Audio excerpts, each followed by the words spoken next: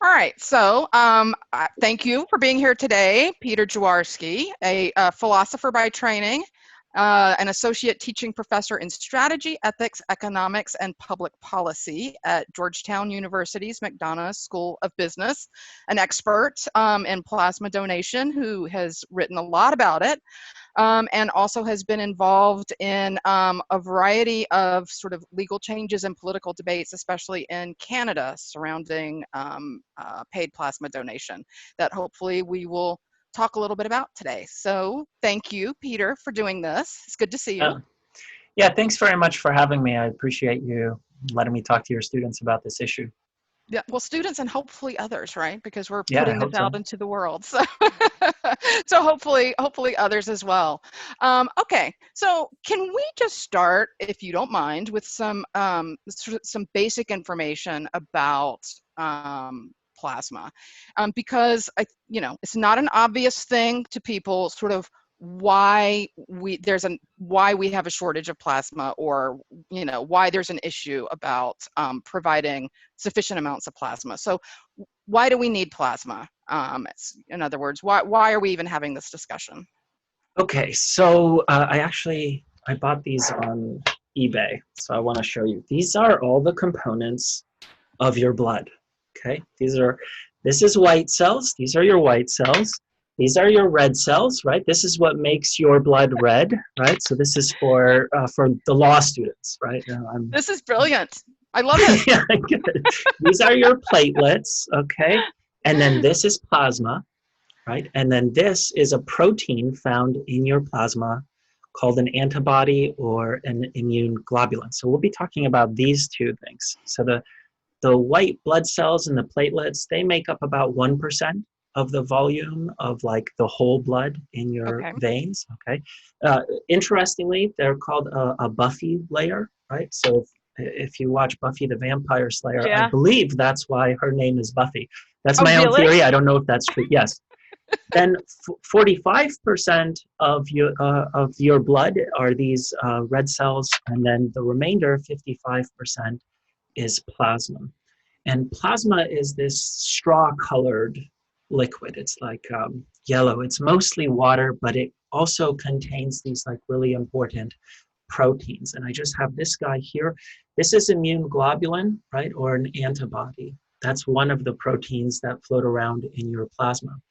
But there's also albumin that is in your plasma. That's a different protein, and a variety of different clotting factors, right?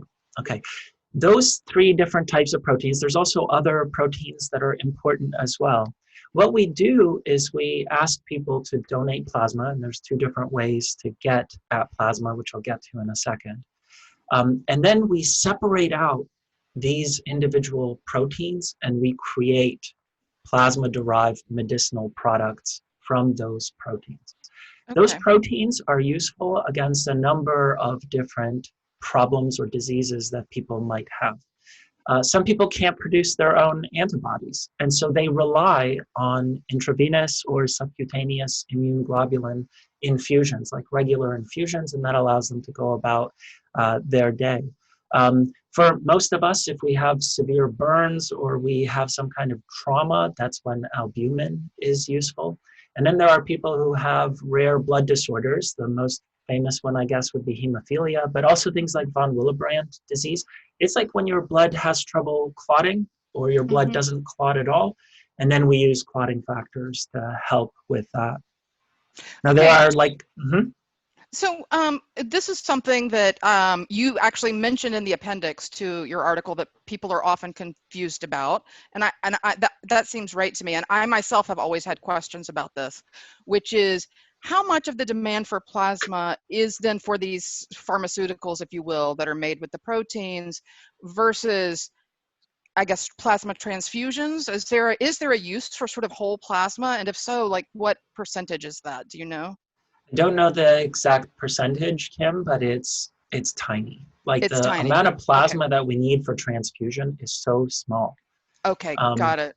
The overwhelming majority of the plasma that is used around the world is used for these therapies. Okay, Perfect. I wanted to know the answer to that. Okay, so I interrupted you. Sorry. Did you have more on the specifics of the proteins? Yeah, so here's not about the proteins, but about the process whereby we get the plasma. So there are two major ways. One is called recovered, the other kind is called source plasma. Recovered plasma is you go in for a whole blood donation, and then we, after the fact, separate the plasma from the red and white blood cells and the platelets, okay? And then we can use the plasma that way. The second way is called source plasma, and I have another like visual example here. So this is a bottle used to collect source plasma, and on it, it indicates like different weights because people can donate more or less plasma depending on how much they weigh, right? So just to give you a sense of how large this bottle is, it's huge, right? It's really large. Source plasma separates the plasma from the red and white blood cells, but it does that while you're sitting in a chair, and then it keeps the plasma and returns everything else back to you. It takes your body about 24 hours to regenerate plasma, whereas by contrast, it takes your body about 56 days to regenerate the red and white blood cells and the platelets. So you can donate source plasma much more often in the United States, and in Canada, you can do it twice a week with 48 hours in between donations. In Europe, it depends on which country in Europe, but it's basically once a week that you can donate. By contrast, you can donate whole blood once every 56 days, and that's true all around the world. Okay. All right. So one thing, so let's follow up, I guess, on this discussion about the process, because my guess is that most of the people watching or listening to this have not donated plasma. Some will have, but probably most will not have, but probably a lot of them donated blood, and probably they didn't get paid, or, you know, they maybe got a little gift card or something like that. So why is it then that we are not, I should preface this by saying that Nico Lechetra and Mario Machis, and they are also going to be guests on here. So in fact, we will talk about paying for blood, but what's different about these two processes that make the U.S., among other countries, mostly able to collect the amount of blood that it needs without paying for it, and not able to do that with respect for plasma? Okay, so I should point out that like every once in a while we do have shortages of like specific types of blood, and sometimes there are shortages of blood as well. The reason why and in other countries there are severe shortages, but yes. Yes, and the reason why we don't pay for blood is because in order to manufacture the therapies from plasma, we can do certain things to that plasma that we can't do for purposes of transfusion. That's true both for plasma and for blood. When we transfuse plasma or transfuse blood as a whole, we take all of it, we don't process it, right? We collect it, and then basically one-to-one, we transfuse it to another person. When we're making the therapies out of the plasma, we can do a number of things. For example, we can pasteurize or heat treat the plasma. And heat treatment is effective against viruses like HIV, for example, okay? The most important stage in the process of purification and viral inactivation and removal is the use of solvents and detergents. So the same reason why like washing your hands with soap and water is effective against coronavirus is the same reason why that process is effective against hepatitis C, for example, hepatitis B, and a number of other viruses. These are viruses that have a lipid envelope, or they have like oil around them. And when you introduce soap, it breaks up that oily outer layer and exposes the vulnerable inside to attack, right? And so we kill those viruses in the process of making plasma therapies. But we can't use those steps for purposes of transfusion, right? And so that's why, by the way, we don't pay for blood. That's also why we don't pay for plasma for purposes of transfusion, but we do pay for plasma only if we're going to turn it into those therapies. How is it possible that the United States collects enough blood without payment? The answer is that the volume of blood that we need for transfusions has been decreasing significantly almost every single year through superior patient blood management. Right? We don't need a unit of blood at every single surgery anymore. Okay. So the demand has decreased. Okay, so part of it is that we don't need as much blood as we need for plasma, and part of it is that we can treat plasma in ways that we can't treat blood, that makes it safer, regardless of the source. Is that reasonably close? Regardless of the Not sort, not yes, regardless. Maybe that's an yeah, overstatement. Yeah. Okay. that's a bit strong. That makes it. We do have. We do have restrictions. Yes. Okay. So, but it eliminates some of our worries about certain types of bloodborne illnesses in particular that we worry about with respect to blood for transfusion purposes. That's Is right. that better? Okay. Okay, good. I forgot, but since you brought up coronavirus, I wanted to get you to speak briefly about the new, what I assume is a new use of plasma for treating coronavirus patients now.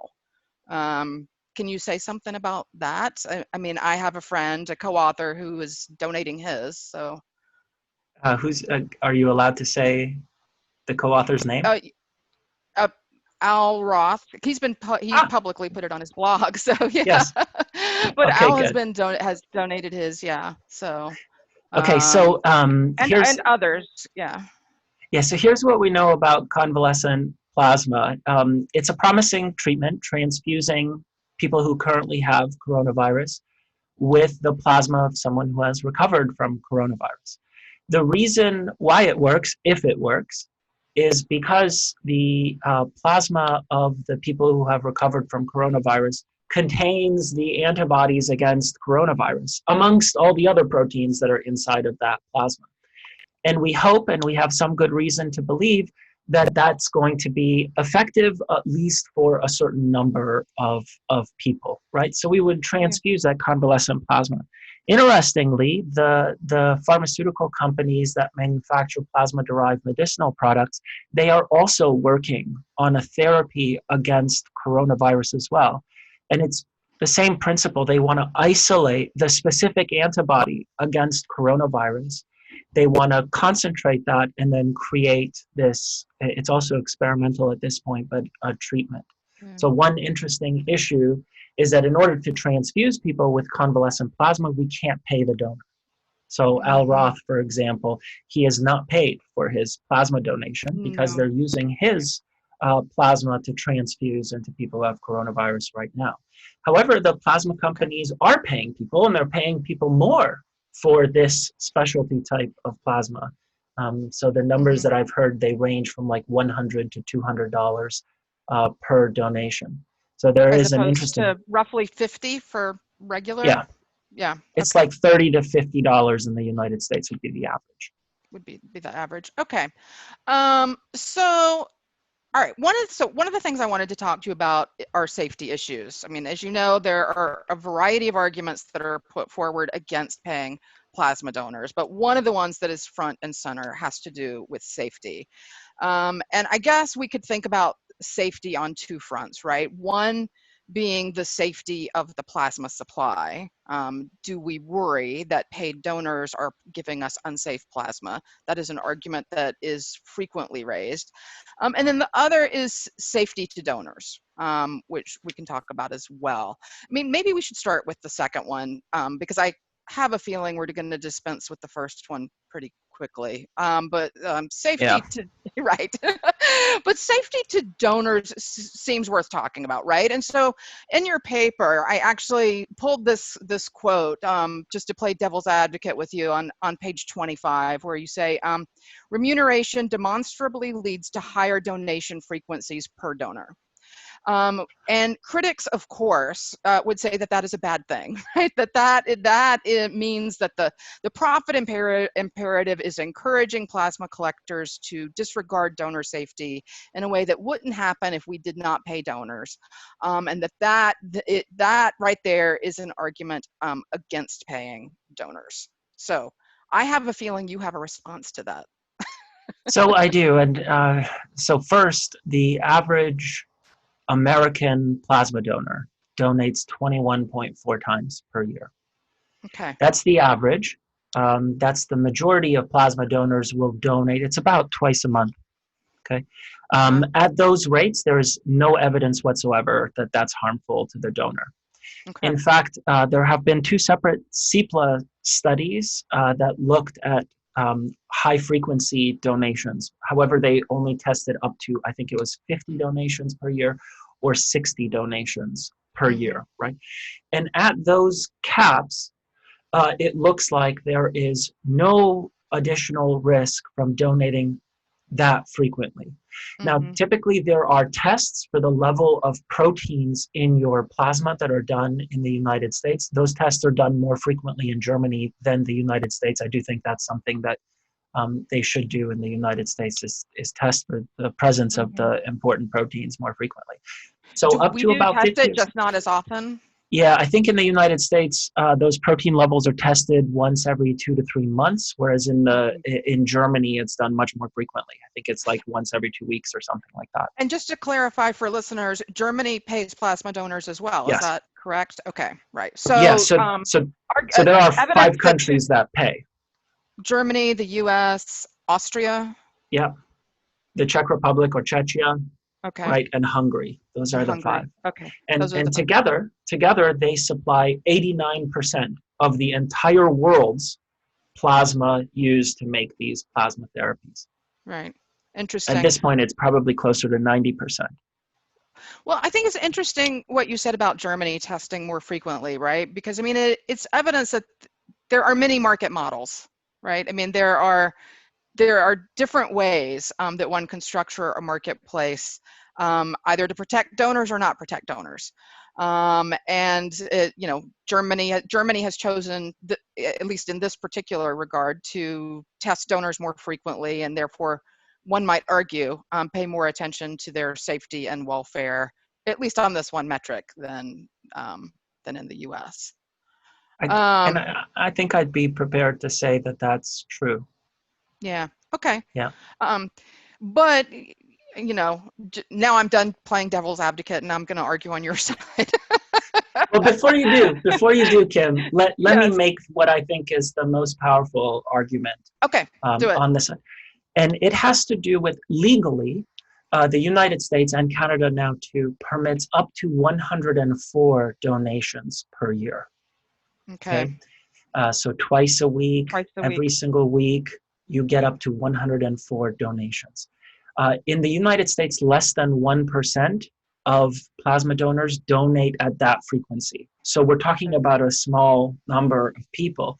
However, those people are at the border between the United States and Mexico.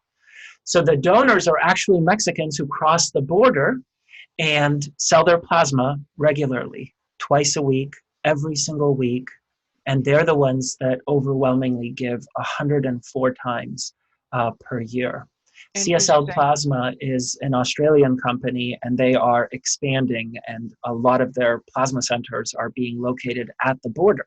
And the reason why Mexicans cross the border to do this so frequently is because $20 to $50 in the United States is like, okay, that's not bad. That's pretty good. $300, $400 a month.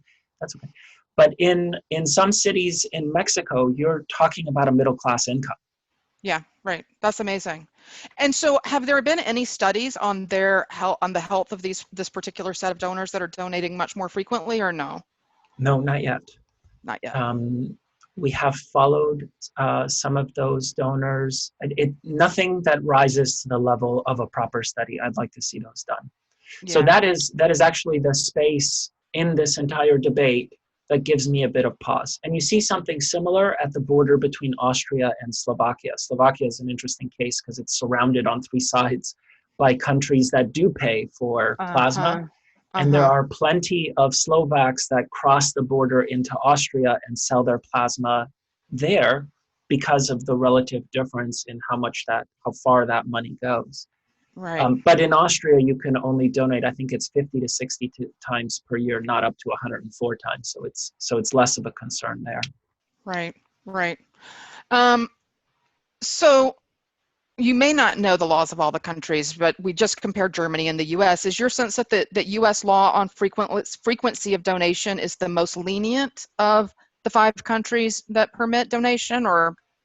If you include Canada, Canada actually very recently adopted the same frequency as the United States. I'm Okay. Canadian, by the way, so that's why I'm about to use we to refer Yes, to sure. Canadians. But like, we used to allow once a week frequency, but we changed that in, I think it's April of this year, to match the American system.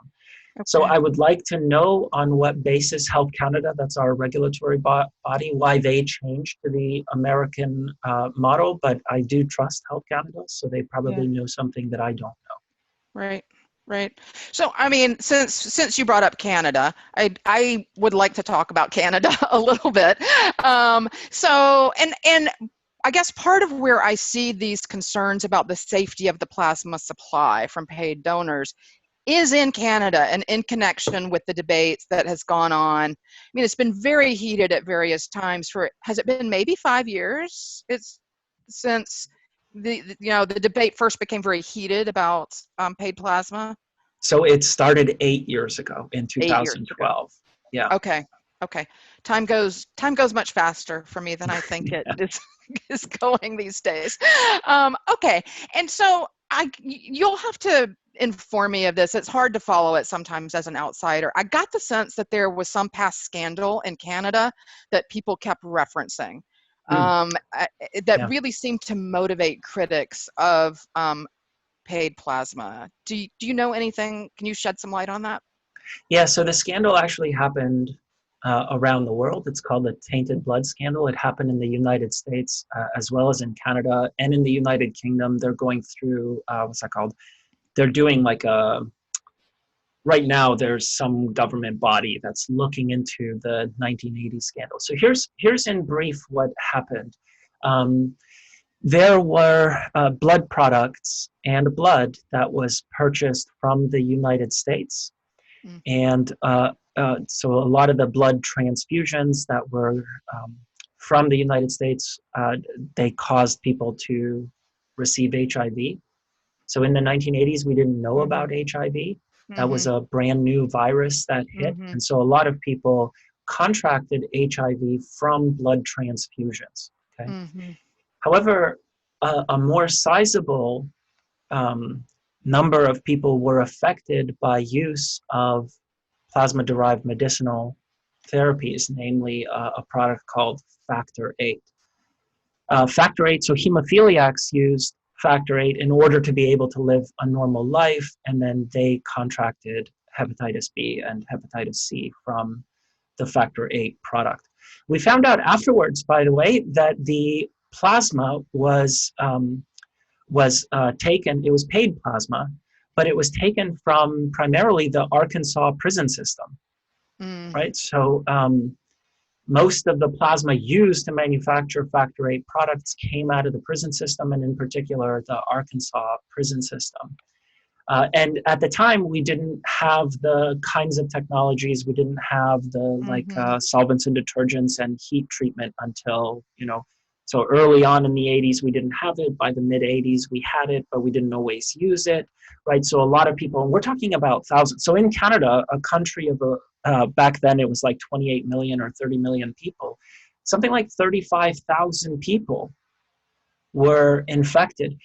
Just about every single hemophiliac in Canada, in the United States, in the United Kingdom, and elsewhere contracted hepatitis B, hepatitis C, if they were using the Factor VIII product from the United States. Okay, as a consequence of this tainted blood scandal, there were inquiries all over the world, and one of the most significant inquiries all over the world was conducted in Canada. It's called the Krawiec inquiry. They put Justice Horace Krawiec in charge of that. He was a Supreme Court justice in Canada. And he came up with a set of criteria to ensure that something like this doesn't happen again. And amongst the criteria was, one, we need one single national blood operator, right? That was one of, this actually generated the creation of Canadian Blood Services. The Canadian Red Cross, by the way, was kicked out of the country. Oh, really? Yes. So the Canadian Red and Cross. That's the birth of CBS. The birth of CBS happened after we kicked out Canadian Red Cross because, part of the inquiry also, we discovered that people knew that some of these products were, and yet nevertheless allowed them. It's a huge scandal. Right. The largest health-related scandal in Canadian history, right? So the Canadian Red Cross was kicked out. Canadian Blood Services took over. Quebec is always weird. Quebec created its own independent system. So in Quebec, it's Hema-Quebec. In the rest of Canada, it's Canadian Blood Services. Canadian Red Cross was kicked out. So that was one recommendation. Another recommendation that opponents of paid plasma highlight is that like blood and plasma, regardless of what use you put it to, should not be paid for. We should only have unpaid.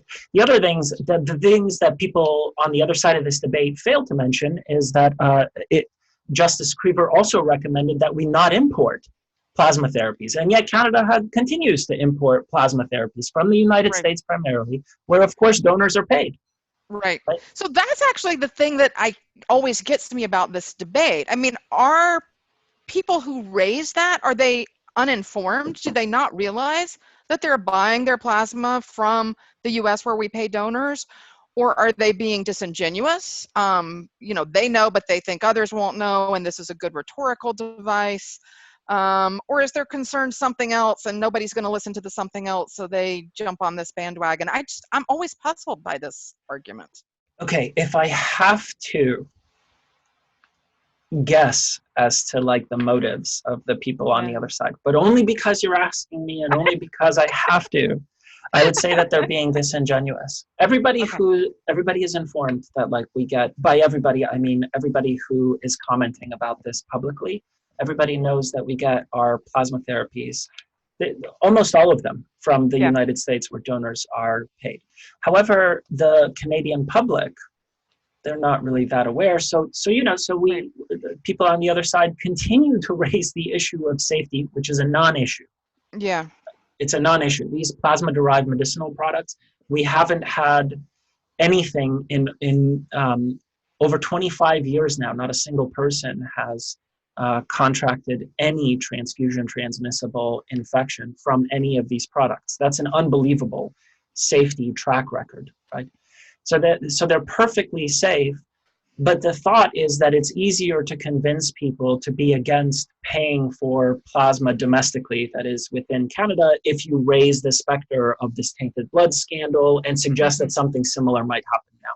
Something similar will not happen now, right? But like the vast majority of the Canadian public is not aware of that fact. Right. If I had to speculate as to their motives. But you'll notice that like their arguments have shifted over time. So back in 2014, the arguments were about safety primarily. Then a few years later, because the CEO of Canadian Blood Services has repeatedly said that it's safe. That it's safe and that it's equally safe, that it's just as safe. Graham Sure, Dr. Graham Sure, right. Yes, he seems very sensible from what on this issue anyway, from what I've read. Yeah, when it comes to the safety, he definitely is. Yeah. But the argument has shifted to this concern about the impact on unpaid blood donations from the presence of paid plasma or parallel paid plasma system. So they shifted from a safety argument to a crowding out argument? Is that essentially what has happened? Oh, okay. And so can we talk about that then? Explain the crowding out argument that they've shifted to. So the intuitive claim is pretty simple, right? Suppose you had a choice. You can either give blood for free or you can get paid to donate plasma. Which do you prefer? And actually, this is kind of funny because when I talk to people about it, most people say, well, I wouldn't want to be paid to donate plasma. I would give blood for free. That's what they'll say. But it's all these other people. Like me, I'm pure, I'm an altruist, right? It's just everybody else. But this is all I hear from everybody, hardly anybody. Well, some people have told me that like, oh yeah, sure, I would sell my plasma rather than give blood away for free. That's the intuitive appeal of this argument. And it just sort of makes sense. You get paid for one, not for the other. Most people are going to choose the paid option rather than the unpaid option, right? So that is basically the concern. That's the intuitive argument undergirding that particular argument. Is it that intuitive though? So, I mean, it does not seem intuitive to me, and I can't decide whether that's because I know too much or know too little, and it could be either one. But I mean, they're two completely separate processes, right? Yes. You know, giving blood is, you know, you go to school one day and they're like, hey, come give blood, and you know, all your friends are doing it, and so you go. Whereas donating plasma, my sense is, I've never donated plasma, but my sense is that, you know, it takes more planning, and they're going to do some tests, and it's more time consuming, and you're going to be tired afterwards, are you not? So it doesn't, they just don't strike me as being that, they don't strike me as being substitutes. But am I mistaken about that? Are they more similar than I realize? I am glad that those are your intuitions, because your intuitions are exactly right and the intuitions of everybody else are exactly wrong. I And love it's that. and it's partly a consequence of what you just said. It takes a lot longer to donate Yeah. source plasma than it does to donate blood. To Right, donate right, blood, it takes, like, you can do it during your lunch break. It's right, like right, 30 minutes, 45 minutes, maybe an hour to donate right, blood. It takes 1.5 to 2 hours right, to give plasma. right, That's sometimes even longer than that, right? You're right, sitting in a chair and it's 40 minutes with a needle in your arm. right, right. And this seems to mostly affect women. This is anecdote, by the way, just from discuss, because every year I ask my students which of the things we're going to discuss for money have they done, right? And plasma is one that some people have. But a number of women were ruled ineligible because of, I guess, the body weight restrictions. So like not everybody can give plasma, and it seems that women are excluded more than men. But you know, I have a sample of, you know, 10. So Yeah, I is mean, that you're right right. or no? Yes, that's right. It's also Yeah, iron deficiency is more right. prevalent amongst Would be women. more common in women. Yeah, that makes sense. Yeah. Yeah, but it is a weight issue. So I think, I don't remember off the top of my head how much you have to weigh, but there's a lot of women who fall under the weight Yes. restriction, weight requirement. Yes. Yes, some of my students did. At least that's what they reported. Okay, so let's get back to the crowding out argument. I mean, presumably this is something we have data on, right? I mean, is the crowding out argument borne out by the data we have or not? Okay, so I'm so glad you asked, because um, yes, we now have data thanks to a paper that I wrote with my colleague William English, which looks at like actual data, not survey Yeah, data, not aggregate country level data. So yeah. before this paper that Bill English, who's a Duke graduate, by the way, boo. I was gonna say I feel like I know him, but or have run I've into got, him. Yeah. I've got my Georgetown basketball 1984. I've I, got my I Jack the can't. I'm Bulldog over sorry, I here. can't support you in that. Um, okay. Well, I can't support you in your Duke basketball. No, I actually Okay. can't either. I have to confess that I am a Tar Heel fan. Whoa, you I can't. know. Well, we'll have to edit this We'll part of the edit that out. Yeah, conversation out for your luckily students. there's editing. So let me tell you the history. So Yes, here's please. the kind of evidence that we had in the past. We had an instance in Germany where there was like a paid blood center. So Germany does in fact pay for blood, right? But they have both systems. They pay for blood Yeah, and they also don't pay for blood. They also yeah. pay for plasma and That's they also fascinating collect. to me, by the way. That's a conversation for another day. But the dual system in Germany, I find just fascinating. I do too. And Yeah. I'm Okay. in the middle of trying to get data from Bavaria, because I know I'm chatting with a guy who runs the Red Cross in Bavaria, and Uh-huh. he's slowly giving me some of this data. So in Germany, there was a paid blood company that paid people for blood, and then they went under and they Hmm. disappeared. And the German Red Cross could only get back like 1 out of every 8 of those donors. So that was an instance of an argument in favor of the crowding out hypothesis. Okay, they also conducted surveys in places like New Zealand where they asked people like, hey, what if you were offered money? Would you then donate blood more often? And people were like, ew, oh, if you offered me money, then I definitely wouldn't do it. I'd stop donating blood altogether if somebody was being Yeah. paid for blood. Okay, so that was like that survey evidence. And then we had evidence from like Czechoslovakia, or the Czech Republic, excuse me. They legalized paying for plasma in 2008. And at the country level, what happened is that plasma donations increased 7-fold, and whole blood donations also increased, but very little. Mm-hmm. So there was a 7-fold increase in plasma donations with basically no impact on blood donations. But this is, again, country level. Now, I've gotten more specific data because one of my students, she's Slovak, and she actually plays basketball for the Slovak national women's team. So I'll be following that team. So we can at least agree to root for that team. We can agree on that. We'll both root for her. Okay. So she wrote to the people in charge of the blood system in the Czech Republic and got me all of this more fine-grained data. And so I'm able to say that not only this 7-fold increase in plasma donations happened both for the paid plasma sector as well as the unpaid plasma sector. Huh. So unpaid plasma increased. Yeah, right. Okay. And then Bill English and I got data for Canada and the United States. Okay. And in the amount of time that, like, so what we looked at is the period from, I think it was 2014 until about 2018 or 2019. Mm-hmm. That's the time frame when in Canada, 3 different centers started paid plasma operations. There was one in Saskatoon, one in Moncton, New Brunswick, and then there was a center that operated in Winnipeg since like 1984, but they used to only collect specialty plasma. But in 2017, they started collecting all plasma types and they paid for plasma. And then interestingly, in the data that we got from the United States, there were also 3 cities that saw the introduction of paid plasma in the presence of ongoing unpaid blood donations.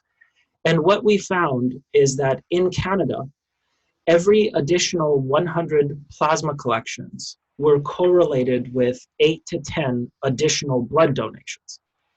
Additional blood donations. In the United States, we saw the direction of the effect was the same, but it was much smaller, meaning that like for every 1,000 additional plasma donations, there were like an extra, I think 12 or 16 blood donations. And so do you guys have an explanation for what might be driving that? We have a couple of possibilities. One is an advertising spillover effect. That's the one that we're going with. So the paper is under review at the moment. It's available publicly on ssrm.com, but it is under review at the moment. One hypothesis that we have, the one that we think has the most going for it, is an advertising spillover effect. And it goes like this. If you allow paid plasma, that company is going to advertise. Right. But the vast majority of people, when you say, hey, don't donate plasma, they go, yeah, blood. Right? And it's like, no, well, plasma is different from blood. And people go, yeah. Isn't plasma a part of blood? Yes, it's a part of blood, but it's different. Right. So if you're on the bus and you see a sign that says, sell your plasma, $20, $50, whatever, every time you sell your plasma, some people sitting on that bus go, oh yeah, right, there's a Red Cross blood drive, I should probably give blood. That's our hypothesis. And is that because, so just to try to get to figure out what we think is operating and psychologically here, is it just that, is it that people are confused, they show up to donate blood thinking they're going to get paid, or is it just that it makes them aware, blood donation, I should do that? I think it's the latter and not the former. Okay. I think confusion plays some role, but I don't think people who go to the Red Cross, I've not heard of people being like, where's my payment? Where's my money? Right. Yeah, where's my money? I think it's just like raising awareness. Another possibility is like the more people that are giving either blood or plasma in an area, the more likely it is that you'll hear about it. The more likely it is that you'll know somebody who either sells their plasma or gives blood. Right. And then your awareness level is raised, and you go, oh yeah, sure, I'll go do that. I have a different hypothesis, which has to do with fear, which does not appear in our paper, but it's in the back of my mind, which is there are some people who are just afraid of needles. Yeah. The more people that you know that give blood or plasma, the less afraid you are, I think. And so maybe that'll get you to donate blood. That sounds plausible to me. Yeah. We have to investigate these things. Yeah. Right. Well, interesting. Okay. So I guess I'm trying to think if there was anything else I intended to ask you about the specific case of Canada. Well, maybe can you bring listeners up to date on where Canada is now in terms of this long and winding road regarding paid plasma donation? Okay, let me give you a bit of the history too. So Yeah. back in 2012, there was a company called Canadian Plasma Resources, and they announced that they were going to open 10 paid plasma centers across Canada. And that started the debate. People were really, I mean, most people were okay with it, Yeah. but there was a small group of people who were really not okay with it. And I'll explain why in a bit. So they started operating with 3 plasma centers in the province of Ontario, but by 2014, the Ontario government introduced the Voluntary Blood Donations Act, which made it illegal for them to operate, which made it illegal for any commercial enterprise to pay people for either blood or plasma donations. By the way, they exempted Canadian Blood Services. So it's legal for Canadian Blood Services to pay for plasma. Okay. But So only them. but only them. Okay. So then this company said, okay, we'll go out west. And they opened a plasma center in Saskatoon, Saskatchewan. And then they were going to open in Alberta. But by 2017, the Alberta government passed the same law that Ontario passed, making them illegal. So then they opened a plasma center in Moncton, New Brunswick. And then they were going to open in British Columbia. But the British Columbia government passed the same law that Ontario and Alberta passed in 2018. Okay. So we only have 3 paid plasma centers across all of Canada. Meanwhile, demand for the therapies made from plasma continues to increase at 6 to 10% per year. And Canada has gone from being 30% self-sufficient in the plasma that is used to make these therapies. We are now 13.5% self-sufficient. The rest we get from American paid donors. Right. Okay. However, Alberta had a change of government, and they, as of in July of this year, a private member named Tanny Yao introduced a private member's bill to repeal the Voluntary Blood Donations Act in Alberta. They are now on break. They resume October 27th. It has gone through second reading. In Canada, it has to go through 3 readings before it becomes law. At this point, I am convinced that it will become law by November or December of this year. So Alberta, it will be legal to pay for plasma. Pay for plasma. That's great. And thank goodness. Great. Yeah, right. So I mean, when you're in these discussions and debates, I know you've had many with folks over the Canadian position. I mean, what is their reaction when you say, but the result of this is that we just buy all of our plasma from the United States, where they pay donors? I mean, do they say something like, well, we should stop doing that and try to use less plasma? Or do they just say, yeah, but we don't care about Americans? I mean, which, kudos to them for being honest about it. I mean, but what is their reaction? So one reaction is to try to say, oh, well, what happens in America? Like, who knows? That's America's business. That's not our business, right? But I'm like, well, if paying people for plasma is exploitative, then we are participating in exploiting Americans, right? Okay. They also respond by saying, so Canadian Blood Services has put forward a proposal to open 40 unpaid plasma centers, and they have asked for $855 million in order to be able to do that. And so they say we need to give Canadian Blood Services time to open those 40 plasma centers. That will, according to Canadian Blood Services, that will hopefully result in 50% self-sufficiency in just one of these therapies, immune globulin, right? So that's the hope. And so they say we need to give them time to do that. How much time is my response. Separately, I say the average unpaid plasma center collects between 10,000 to like 30,000 liters of plasma per year, compared to 20,000, 10 to 20,000 liters per year. The average paid plasma center in the United States collects 60,000 liters per year. The numbers are so different. Canadian Blood Services wants to have an ongoing operational budget of $247 million. and they want to collect 600,000 liters of plasma at full maturity. Well, I Right. crunched the numbers. That's $412 per liter collected. Right. The private Canadian company has offered all of its plasma to Canadian Blood Services at $220 per liter. That's the most recent offer. Right. Right. It's 2 to 4 times That's more crazy. expensive. Yeah. It's less than half as efficient or productive. Yeah. There's no difference in safety or effectiveness. There is no impact on unpaid blood donations. It just seems absurd to spend twice as much. Right. We have other healthcare priorities we should be spending money on. Especially now. Yes. Okay, so this actually kind of brings me to a similar question about WHO, which I find do you have any insight into their position? And I mean, let's just assume that it made sense at the time, right? But now, right? And I mean, they have the same position on blood. I'm gonna, as I already said, Nico and Mario will be on, and we'll talk about whether that makes sense. But plasma strikes me as being just much less defensible, for precisely the reasons that you've laid out, including that, if I understand you right, there is no country that is self-sufficient in plasma who doesn't pay. That's right. And unlike blood, right? And so it's, what do they think? Okay, I'm speculating again. Of course, yeah. I have much better insight into the motives and the reasons that people who oppose paid plasma in Canada, why they oppose it. I have much less when it comes to the World Health Organization. I haven't spoken with them. Okay, so one theory that I have is that this is a theory that I've heard both from American blood clinic operators and Canadian blood clinic operators, which is a story about the fragility of the culture of altruism.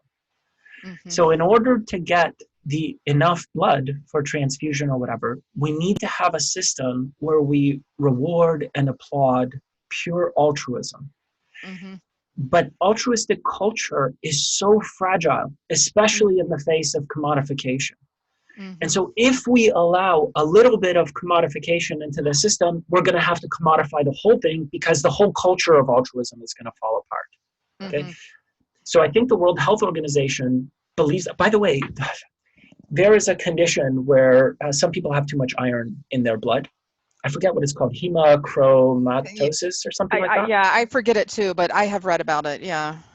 So the American Red Cross, if they find out you have that condition, will not allow you to donate blood. One thing that you can do if you have this condition, to fix this condition, is to donate blood. It's good for you. It's a win-win, right? But the American Red Cross is like, well, but if you donate blood, then it's not pure altruism. You're doing it for this, this is, to me, this is such extremism. It just kind of points to this, the concern about the culture of altruism, that it's so fragile that we can't have people benefit from donating blood. Okay, so that's one thing. Here's another theory that somebody has told me about with respect to the World Health Organization, which is this.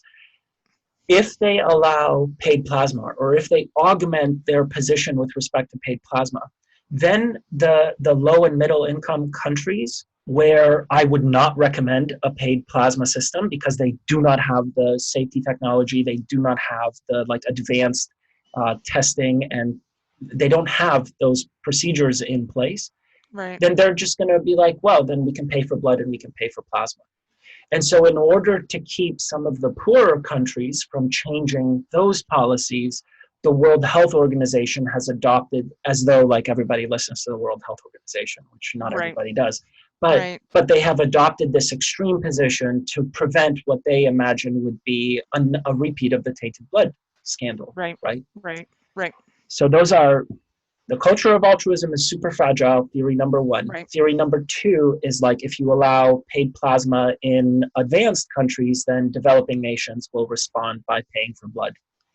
Both of those sound plausible to me, and consistent with WHO positions with respect to organ donation and organ trafficking, for example, right? Which is, not to get too much into it, but there is definitely this notion that things have to be resisted, not because they are in and of themselves dangerous, but because they might lead to organ trafficking. In particular, it might lead to poor countries saying, hey, well, if the US can do this thing and it's, kind of just like a market, then why can't we just have a market here? And it resonates with sort of their position on organ donation. And again, the preservation of altruism, and then also organ trafficking, this worry, right, that other countries will copy the developed countries, but do it badly, essentially. And that motivates much of what seemed like extreme positions, as you say. So that, even though we're just speculating, it does sound consistent to me with what one sees in regards to organ donation. It's the best I can do. Yeah. I've written, and I'm trying to have a conversation with somebody at the World Health Organization about this, but they are a kind of distant, non-transparent kind of organization. I have no idea how to even begin to talk to them. As compared to like Canadian Blood Services, I've had conversations with Graham Schur. I can talk to like people at the American Red Cross, but the World Health Organization is like an impenetrable. They might as well be on Mars as far as I'm concerned. Right. Okay. So, this is most of what I wanted to talk to you about. Have I forgotten some big thing that we should have discussed and we failed to? There's one thing that is worth asking about, which is why is it that in the United States there is no like organized opposition to paid plasma? Yeah, that's a great question. I wish I had thought of that. How come in America people are like paid plasma? Yeah, of course. Right? Yeah, right. Yeah. But in Canada there is this like organized opposition to it. So why is there this difference? So the first thing that I will say is there have been 3 separate public opinion surveys of Canadians at large about payment for plasma. And all 3 of them find that overwhelming majorities of Canadians are A-okay with like paying for plasma. One of those surveys was conducted by Nico Lechatera and Mario, yes. I haven't seen the other 2, I don't think. Were they? The other one was conducted by Canadian Blood Services, and the only thing that they will release publicly is that majorities and 7 out of 10 young people were in favor of payment for plasma. And then the third one was conducted by myself. So I did a survey of Canadians, and we found that like 63% of Canadians are okay. Think that paying for plasma is morally appropriate. Okay. That's the question, morally appropriate. Appropriate, right. You can see those at donationethics.com. Okay. All right, so why is there this difference between the US and Canada? The answer is that in Canada, the employees of Canadian Blood Services are represented by public sector employees' unions. Okay. And private commercial paid plasma centers represent competition to Canadian Blood Services. If we allow a commercial sector, then there will be less pressure on provincial governments to give money to Canadian Blood Services to open more unpaid plasma collection centers, right? So they have, and back in 2012, Canadian Blood Services shuttered a plasma collection center in Thunder Bay because they were collecting like 6,000 liters of plasma per year. But that meant that these people lost their jobs. So the public sector unions are the ones that have pushed this opposition. They fund all of the major organizations that oppose paid plasma in Canada. I have found no organization that isn't funded by them. You're kidding. I didn't know that. I did not know Some that. of them are not secret, like Canadian Health Coalition is founded and funded by public sector unions. Friends of Medicare, also like funded by public sector unions. And then Blood Watch is like the major organization, and they're super secret about where they get their funding. But you know, if you Google quote contribution to Blood Watch end quote, you'll find like meetings of the Ontario Public Service Employees Union where they're like, we're going to give $20,000 to Blood Watch, we're going to give $10,000 to Blood Watch, and so on. So they fund So that's where the For opposition people who are listening and not watching, I'm sitting here with my mouth hanging open because I'm in shock by this. I mean, that's amazing. So is it all just hand waving, all the safety and commodification and crowding out? I mean, is it just about is it all fake? I mean, is it all fake? I want to be as charitable as possible. So I will say that for a lot of participants in this debate, they believe it. and I mean like, so the president of the Ontario Public Service Employees Union keeps saying that like, oh, safety. That guy doesn't know what he's talking about. That guy clearly is just interested in preserving jobs. He's doing his job, right? He represents the union. Right. He wants to increase the number of people that they represent. So he's, okay. There are, however, at least a few people who are sincere. I've had conversations with them. We have good, healthy back and forths. There are professors who are on the other side of this debate. It took them a while. So I should say, like, I have never been paid by anyone in the plasma industry. I have never received, I don't own any shares in any of these companies, even though, like, I wish I did. Whether Canada legalizes it or not, it has no impact on like my financial, I have no financial stake in this whatsoever. However, in this debate, like publicly, people are often just saying that I get paid by like the plasma industry or whatever. This is actually what led me to like look into blood watches. Finances. I'm like, even like, who cares that Blood Watch gets its money from the unions? If the argument is good, the argument stands on its own. But I noticed that like the arguments are not that good. Yeah, right. And then the ones that I'm like, oh, well, this is false. Like the CEO of Canadian Blood Services said this is false. Why do you keep saying it? And then they kept accusing me of taking money from them. So I was like, okay, well, you know, let's look under that rock. And that's right. That's what I found. But there are plenty of people on the other side of this debate who are very sincere, who believe in like the fragility of the culture of altruism. Yes. Who believe that like the way we should get this product is altruistically. They think that like, well, what about the space for altruism? Like if we get rid of this space, we'll have fewer opportunities for altruistic expression, although you can always just hug more people, like not in coronavirus. Not now, but yeah. They have some genuine worries about like really poor people are going to do this. So there are plenty of people who have good objections. So I guess I should clarify that I was not suggesting that there aren't genuine arguments that one can make on the other side and that all the people that make them don't believe them, but that the specific actors within the debate overpaying in Canada were perhaps being disingenuous. And if that's the case, I find it less mysterious. I mean, actually, because I mean, now I understand it. There's a good bootleggers and Baptists story here. Yeah, right.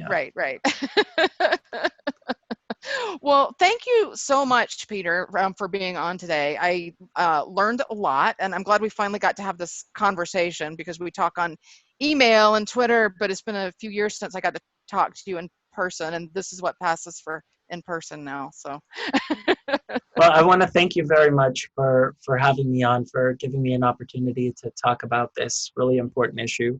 I did want to close by saying that we are anticipating a shortage of plasma therapies by the end of this year or early next year because there was a 15 to 20% decrease in the amount of plasma donations in the United States. I think that's something that a lot of us should be concerned about. I suspect at least one of your students has a condition that, you know, that either they themselves use plasma therapies or they have friends who use plasma therapies. So I think it's really important for other countries to step up and start collecting plasma before something really bad happens. But anyways, Kim, thank you very much for having me. The last time we saw each other was in person, was at Georgetown University. I also want to end with Hoya Saxa. That's basketball big. Go Heels. Wow, we are not appealing to any of your Duke students whatsoever. No. All right, I turned the recording.